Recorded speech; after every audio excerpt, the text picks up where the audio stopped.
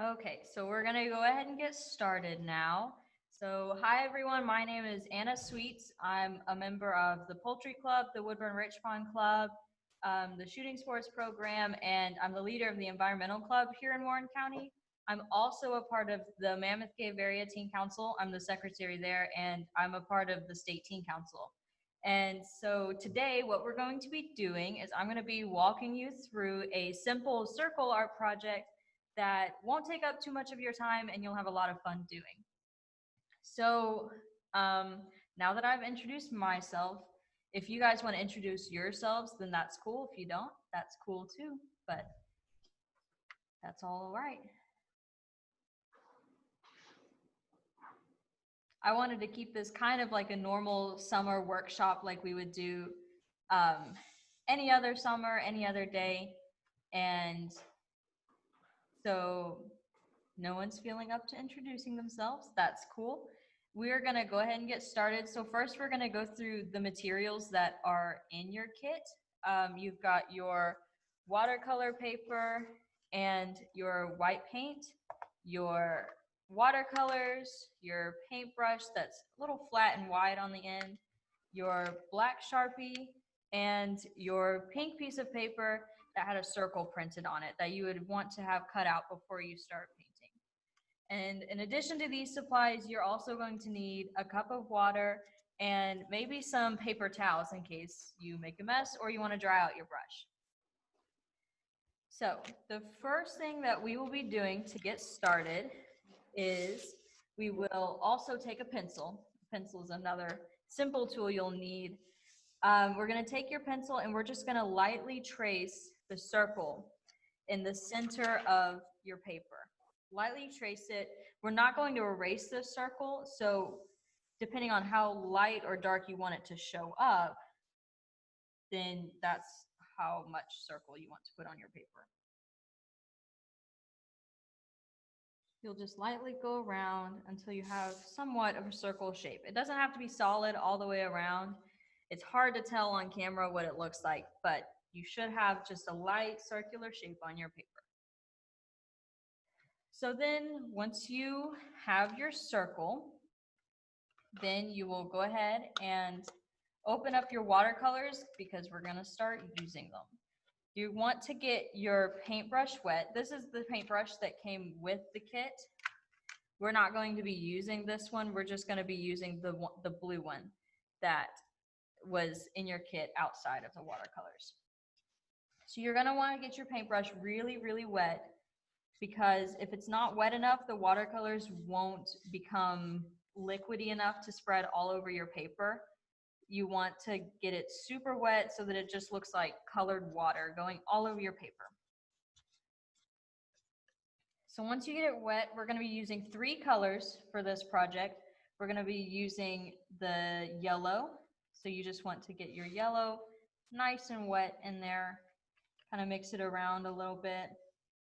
And then you're going to get your other 2 colors wet. So you can take your paper towels, kind of get the yellow paint off of there so we don't mix colors in the paint. And then you're gonna get some more water on it, go over to your red and get that one super wet again. It may take more than 1 paintbrush of water to get it wet enough. And again, kind of mix it around so you have plenty of wet paint to work with. And then we're going to be using the purple, which is right next to the red. So the look we'll be making today with these 3 colors is going to be a sunset-esque skyline with some trees and maybe some stars or a moon if you wanted to paint to it. And the goal that we will be going for is this picture. This is the one that was the picture on the front of the kit. It was how it was advertised. You can see the purple and the reds and the yellows all kind of mixing together to create that sunset look. And we'll be using the black Sharpie to make the trees and the white paint to make little stars in the top, in the purple area, so that it looks like a skyline coming out. So once you've got your 3 colors nice and wet, nice and ready to go on the paper, then we are going to start putting them on there. This is not a very long project, but if you want to make it over and over again to get it just right, feel free. These kits are for you to use. We're going to make some little blocks on the paper. So we're going to start with the yellow, and we're going to go here at the bottom of the circle. And we do want to just kind of follow that circle, that line of the circle around at the bottom, and get it really nice and dense yellow. You might need to add some more water to your yellow in case it's not flowing very well. And you're going to add just a lot of yellow there at the bottom. Not a very big space. You don't want to go up very high because, again, in this picture, the sun is just setting. It's not very high in the sky. It's just going beneath the tree line. So you kind of want to just make sure it's just sitting there at the bottom. Not a very big area there at the bottom, not even a third of the circle. Then you're going to take some red, and you're going to go right above the yellow. You want to take up a little bit more space than the yellow because this is where the day sky and the night sky are kind of mixing. You want to make sure that you don't go too far into the yellow yet because we're going to use water to blend that out like this. And you're going to get some more red paint and go a little further up. And this one, it's okay if you go outside of the circle a little bit. We're going to define the circle a little bit more with the Sharpie when we get closer to the end. So you kind of want to just build up the red there. The sky is just slowly turning purple, not quite there yet. And it doesn't have to be completely even either, because nature is uneven and unique, and that's what we're trying to represent in our painting. So you can go outside the lines a little bit, really just go at your own pace. You can kind of bring it up in one section, lower in one section. Really just do as you please. You want to get it right up against that yellow, not mix it too much just yet. So once you have a nice big section, just over halfway of the circle with red, just over halfway, not very much, you're going to go in with the purple. Now the purple you want to be really dark and stand out a lot. It's starting to take up more and more of the sky in your picture. So you're going to follow the top there just a little bit like we did with the yellow, and then start covering the rest of your circle with the purple. Just a little bit. You can go a little bit outside the lines. You can stay in the lines. It's whatever you want to do. Just relax and have a good time painting.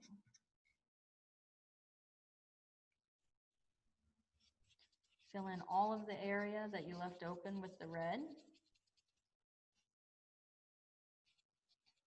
Go right up against it, but don't mix it too much.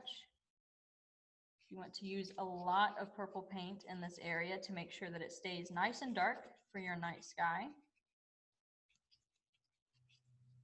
And it's okay if it's not coated very evenly.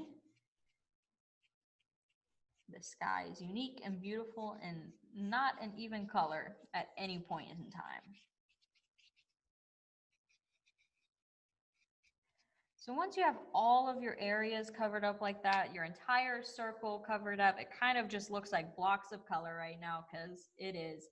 And that's okay, because now we're going to use the water and we're going to mix it. We're going to just put our paintbrush in the water here and kind of brush it around at the bottom, push some of the paint out of the bottom so that you don't have, streaks of purple or streaks of red. You just want water on your brush at this point. And you don't have to worry about dabbing it against the paper towel to dry it any. You want to get as much water on that paintbrush as possible. So now you're going to take your watery paintbrush and you're just going to go right in between those layers right there. And you're just kind of go up and down, back and forth to blend out those colors a little bit. And with this yellow down here, you can see it's already started to dry a little bit. So we're going to have to maybe put just a little bit more yellow. Don't worry about rinsing it off. Just a little more yellow and go up into the red. back down, mix those colors, and just make them fade into each other using the water and the paint. Get a little bit more water, just go up and down. You can see it's dragging some of the yellow into the red and the red into the yellow, making it kind of orangish. And just go up and down.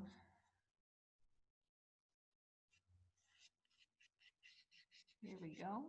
You can see it's okay if some little parts of the paper are starting to pick up because it's very wet, and that's okay. You can just kind of paint them to the side with your paintbrush and wipe them off on your paper towel.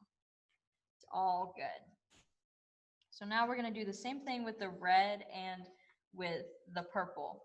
For this, we're just going to take your wet paintbrush, just water on it, and we're going to go back and forth along the border of the red and the purple.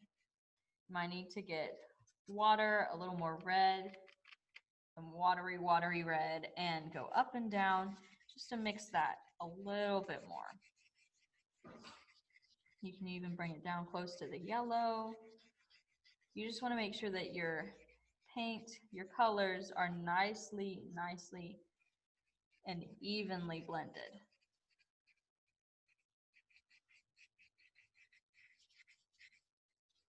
And I will admit, it will look a little bit weird before it all finishes and dries. That's one of the hard things about watercolors. You really don't know how it's going to look until you have your finished product. But then again, that makes it more fun, right? Kind of more of a surprise. Just gonna keep blending it, maybe bring it down into this orangey yellow part we have. Get some more water on your brush. And your paper will start warping a little bit. You can see, maybe you can see on mine, it's just kind of getting a little bit wobbly, especially in the middle where there's a lot of paint and water. And that's okay. It's just your paint struggling to keep up with the amount of artistic power you're putting into your paper. So once you've got it kind of blended, it doesn't have to be perfect. You maybe want to get a little more water and just lightly go over it. Make sure it's all blended if you have little pieces of paper that are coming up, because they just can't hold all of that awesomeness. You can just scoop them up with your paintbrush and then wipe them on your paper towel. Like so. So now you can kind of see your painting starting to come together. You can kind of see that sunset, nice sky, and your colors are very bold right now, but they will dry as time goes on. I'm going to add just a little bit more red to the edge of my painting over here. It's kind of light, it's turning kind of pinkish. I would rather have it a little more red.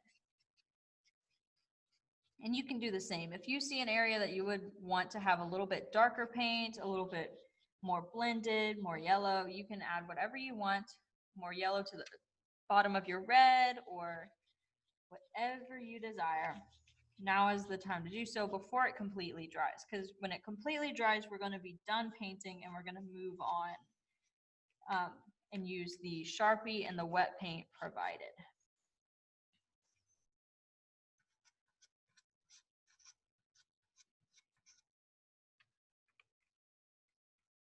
So I'm going to put a little more yellow down here. I just wanted a little bit more yellow, not too much. Bring it up into this red space a little more. And you can see now that most of your paint is actually starting to dry. It's drying very quickly. This is really good watercolor paper.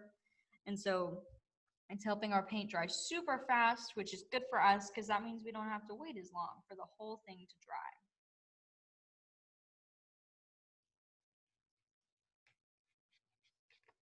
All right. You don't want to do too much to your paper because it might begin to tear up more on you, more than it already has. And you want to, when you finish painting, you want to keep your paintbrush in the water because you don't want the paint to dry on your brush. It'll be really hard to get it out of the bristles without damaging your paintbrush. And when you're done with your set of paints, you can just close the lid back on it, but be careful not to tip it over or make it lay not flat because you do have wet paint in there still, and so it could spill out into your other colors. And these are just a few sunset colors you could use. You could also use the blues and oranges or the yellows and blues.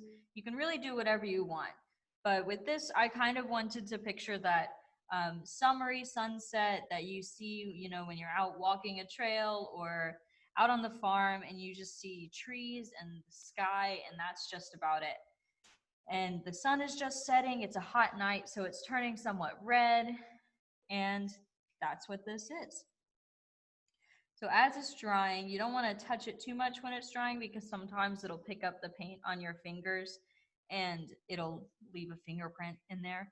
But you can kind of tell the top part of mine is already dry. The purple part, getting down into the red and yellow part, it's still pretty wet because those are the last places that I worked on. But they're still drying. So some other things that I'm looking forward to this summer, just while this is drying, just talking about some more 4-H things. Some other things that I'm looking forward to are some poultry projects. We're still going to be having a few of the statewide poultry projects, and there's still an opportunity to go to nationals with your poultry projects. Seniors can.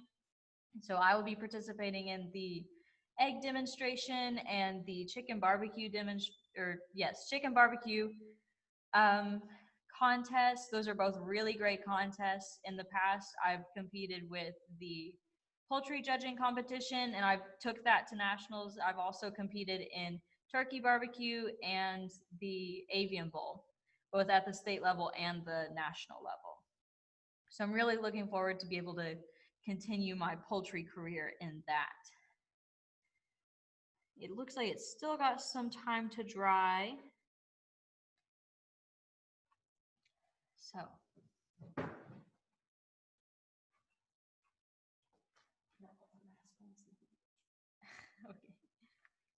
So I was going to say, we are still going to be doing fair projects. July the 17th is when they're going to be. We're going to have them entered here at the extension office. There'll be more details in the newsletter that Janet and I are sending out. Hopefully next week is when you all should probably get it. So anything you've been working on, been doing, you're going to be able to enter in the fair. Obviously, there is not a state fair this year for Cloverville projects. There will just be the livestock exhibits, and they're not even open to the public. They're just going to be open to the livestock participants. So please continue to work on your projects. If you have any questions, your baking challenges, your photography contest, all of those we will be doing, and you will get to be able to enter those in the county fair. They'll just happen to be here, and even the county fair probably will not be open to the public. I'll do like a Facebook Live or lots of pictures like I do at the state fair, so that you can see what your projects look like and what other people's projects look like as well. But it's just an interesting time. Yes.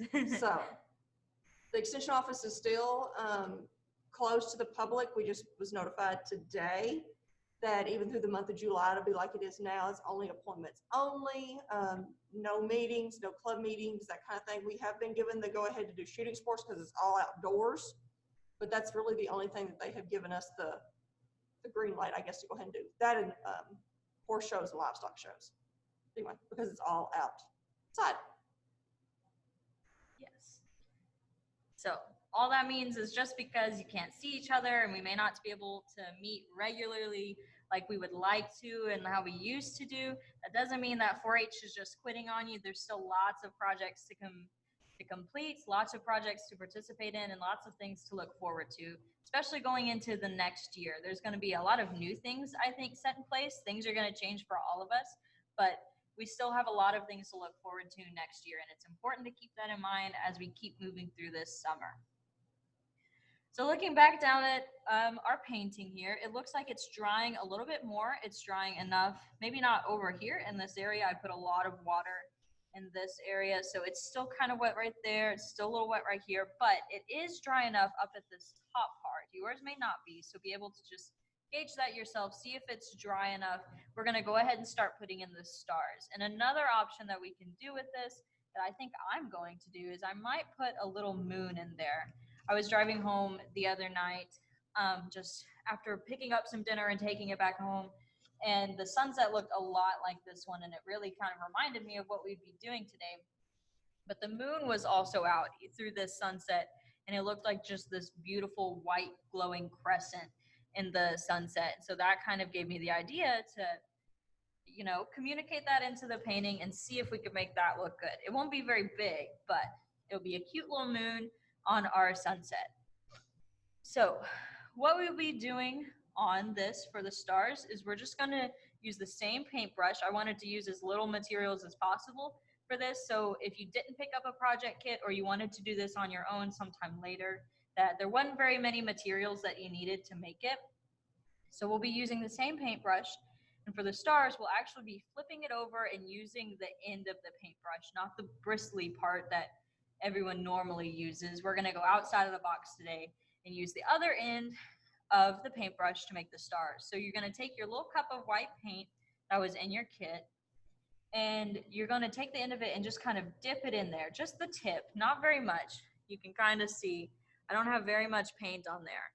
And so then it's going to come out thickest first. And as you dot around, the dots are going to get smaller. So you want to start at the top and work your way down and not go too far into your red, because again, the stars don't show up in the red. They only show up in the darker parts of the sky.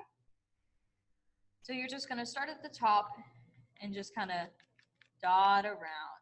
And you can see there's kind of just little dots. And if you wanted to get some of that paint off the edge of your paintbrush, just lightly tip it and, you know, dot it around there.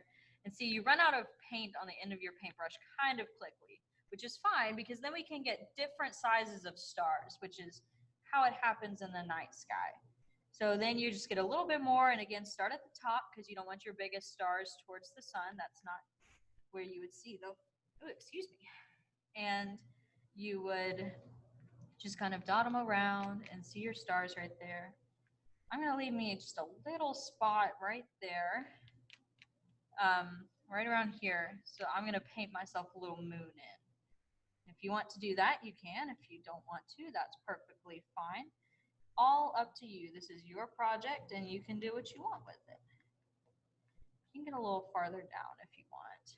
Get some thicker stars. You can kind of see it coming together now. And again, it looks a little weird, but I promise that's just how watercolors work. They look a lot better when the project is finished. So once you've got the amount of stars that you want, I'm going to put just a little more down there. Once you've got the amount of stars that you want and the size of stars you want, you're going to want to take your paper towel and get that white paint off the back of your paintbrush before it dries. And I'm going to flip my paintbrush over and go back to the bristly end. It's pretty dry now after I let it soak in the water to get the paint off, and then I dried it pretty well on my paper towel. And I'm going to go back to the bristly end. And I'm just going to kind of freehand this little crescent thing. I'm just going to get a little bit of paint there on the paintbrush, and I'm going to put it right here. I left this blank spot, and I'm just going to make a C. Not a full C, just kind of like a half circle. Just a little half circle. And then I'm going to turn it around. There we go. Just make a C with your paintbrush, and that gives it that crescent thing. Because this is white paint, you might need to go over it multiple times. Let it dry and then let it go over it again. But this is pretty much our finished product as far as paint goes. We are going to use the Sharpies to put in the trees and the border to make it the circle aspect of it a little bit more defined. But once you've got that in, I've got my first layer of white paint in for the moon, and I think it's looking pretty good. A nice starry sunset coming in there. So if you did do the moon with me and the paint was on the bristles, you want to go ahead and soak that in water so that the paint doesn't dry. And now we want to make sure the rest of your painting is dry enough around the edges and somewhat in the center. Yes, so it looks like mine is pretty dry. So we're going to go ahead and take our Sharpie and we're going to draw the trees first. So I'm going to take a piece of practice paper and I'm going to show you how we're going to do these trees. And if you want to there was an extra couple sheets of paper in your project bag as well. So if you wanted to practice with me, you can. And I'm just going to show you how we're going to do it. So we're just going to draw a straight line down like so. And I'm going to kind of angle mine so I get a little bit thicker end of the Sharpie, a little bit thicker line. And I'm just going to kind of make little dashes coming off of the line right there. So you might be able to see it better this angle. And you can see it kind of just looks like those fir trees, like a Christmas tree. And so it's pretty sparse right now. So I'm going to go through and add some more in between those. It's okay if they overlap. They don't have to be perfect. They can be a little wiggly. It's just a tree. And then I'm going to go back through it a third time and make smaller, more curly branches that don't go out farther than the other ones, just to make your tree look a little thicker. And then we can thicken up that trunk a little bit, just like that. And so that is how we're going to be making these trees, all right? And they don't have to be perfect because trees are not perfect. And so that's how we're going to be making those trees. And so we're going to do trees of different heights over here on our painting. We're going to be following this design here, how they're different heights. It makes it look a little bit more realistic, how you have different perspectives. And the trees are all going to be different heights in nature. So that's how we're going to follow that pattern. So we're going to take your Sharpie, and if you're right-handed or left-handed, you want to start on the opposite side. So I'm right-handed, I'm going to start on the left so that my hand doesn't go over the Sharpie that we're doing. So mine's a little damp here, but we're going to be fine. I'm just going to start halfway up in the red and about right here, and I'm going to do it at an angle as well. So, and you can see the bottom line of my circle along here. We're going to stop at that point. So I'm going to start up here, and I'm just going to make a straight line down gently because my paper is a little bit worn in this area. So I'm just going to make the straight line down right there. And then I'm going to start doing the branches. Just going to kind of curl off just like that. Not pressing down too hard, but just enough to give me some good looking branches here. And when you run into the bottom with your branches, you can go over the circle or you can stop. I'm going to stop right at the beginning of the edge of the circle there. Go back through, make it a little thicker. And now I'm going to do my inside branches, just a little more curly inside to make the tree a little thicker and thicken up my tree trunk there at the bottom. All right, so now we've got our first tree in. And then we're going to move on to our second tree. This one's going to be the tallest one. It's going to go the farthest up. So, and it's going to be about in the middle of the circle. So I'm going to draw the straight line for its trunk. And I'm going to start the curly branches. These are sort of like fir trees, like your Christmas tree. Trees that we don't have a lot of down here in Warren County, but there are plenty of them around. Everybody knows what these trees look like. So it's easy to draw their shadow and to identify. And then I'm going to go back through here and thicken up this one, maybe make some more random length branches. They all were kind of looking the same. Little twos, too much of the same for me. So I wanted to make them look different and unique. Now I've got my first layer of branches in, so I'm going to go back through and add the second layer of tiny branches on the inside using the thicker one. Make my tree a little more dense. Oop, hit some wet paint there, that's all right. Just color over that. Alrighty, go back on the other side and do the same thing. Alrighty. So now I've got all my branches in. I'm going to thicken up my trunk just a little bit, the tree trunk. This is a bigger tree, so it has a little bit bigger trunk, I think. Just lightly color that in all the way to the bottom of the circle.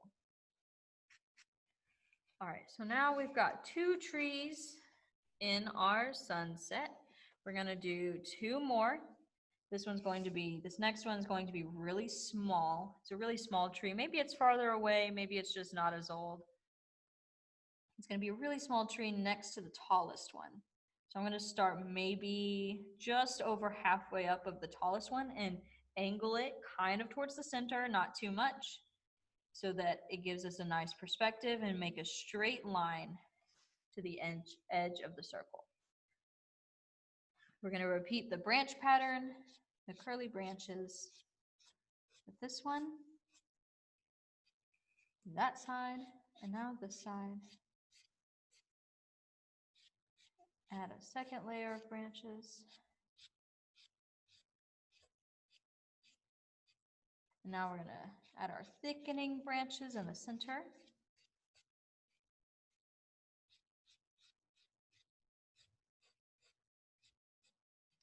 And color in just a little bit of the tree trunk, not too much of this one because it's a younger tree. It doesn't have a very big trunk, just a lot of branches. So now we've got our shorter tree, and now we're going to go kind of up on the side of the circle for this one, and just a little bit taller than this other first tree that we drew. We're just going to go a little bit taller, and we're going to start it up here, and it's going to be angled towards the edge of the circle as well. We're going to start our branches right here. Do the same on the other side. Thicken them up.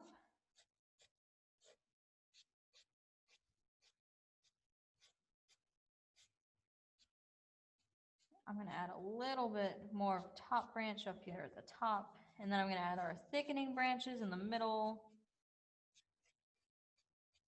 This tree is not very old either. It doesn't need much of a thick trunk. And it's just going to go to the edge of our circle there. So now we have our 4 trees in there. And in my drawing, I have a little bit of a blank spot over here. So I might draw another shorter tree right here. If you have a blank spot or they're not positioned the way you wanted them to, you can always add another tree or two, or you didn't have to do all of the trees.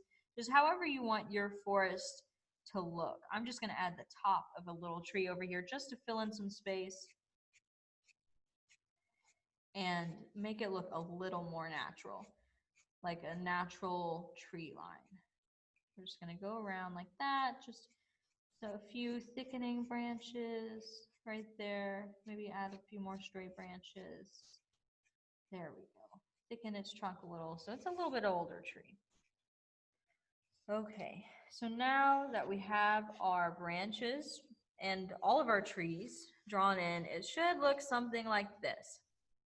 And at this point, you can start to see the circular shape, especially at the bottom where we ended our trees, and at the top where we followed the circle shape that we drew on our paper. But we're still going to define this a little bit more, and we're going to add a border around it. Now this is where it's a little more optional. You don't have to add the border if you don't want to. You can just use, the circular shape that we've created, or you can add in a border a lot like this one that kind of tapers off at the top, or you could trace it all the way around or only half around. I'm going to do one just like this, and it's going to be solid from halfway on the bottom, and then at the top it's going to taper into little dots right up here. So we're just going to follow this pattern and create a little border around our skyline.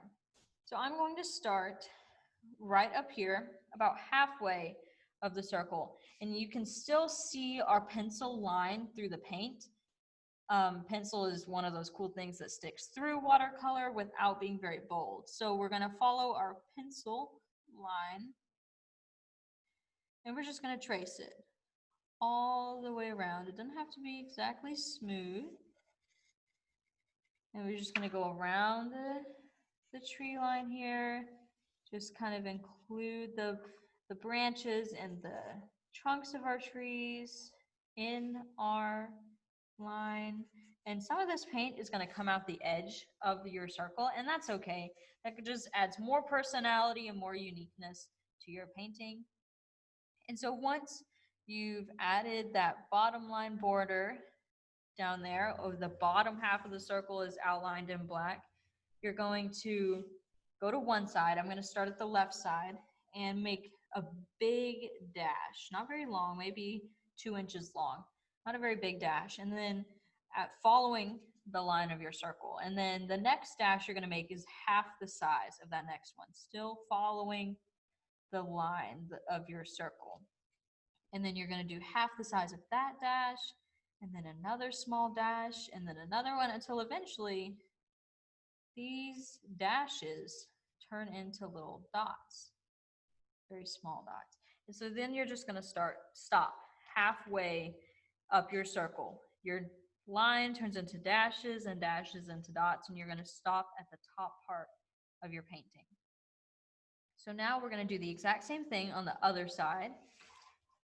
You're going to have a big dash, an inch or two long, following your circular outline, and then half the size, and then half the size, and then half the size, and it gets smaller until it turns into dots, and it will meet up with the other dots at the top of your painting.